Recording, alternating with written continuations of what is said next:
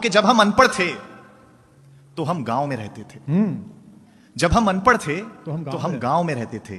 हम पढ़े लिखे हो गए तो तनाव में रहते हैं। अच्छा। जब हम अनपढ़ थे तो हम गांव में तो रहते अंधेरे में रहते थे।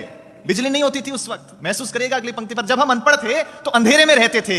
हम पढ़े लिखे हो गए तो लोगों को अंधेरे में रखने लग गए।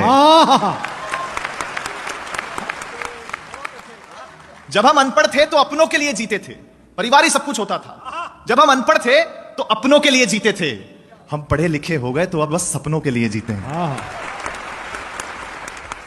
हम अनपढ़ थे तो रिश्तेदार होते थे। अगली पंक्ति पर अगर महसूस हो जाए कि मैंने कुछ अच्छी बात कह दी है तो आपकी तालियां मिले। जब हम अनपढ़ थे तो केवल रिश्तेदार होते थे। हम पढ़े लिखे हो गए तो अब रिश्तेदार भी दूर के हो गए।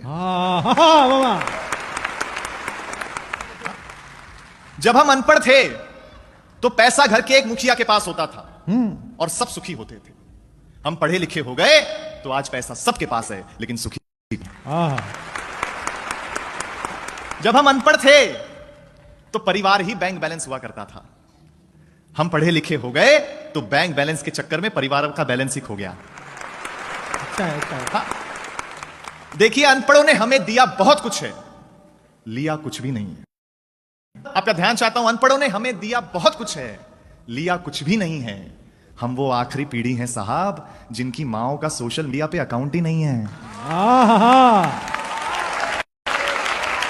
कितनी अच्छी बात है।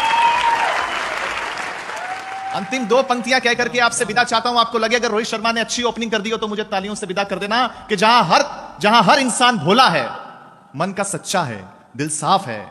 जहां हर इंसान भोला है, मन का सच्चा है, ऐ शहर तुझसे तो मेरे अनपढ़ों का गांव ही अच्छा है। बहुत बहुत धन्यवाद। जगत गुरु की थाती वाला वासंती परिवेश बचेगा। इस देश में जब तक धर्म बचेगा तब तक ये देश बचा रहेगा।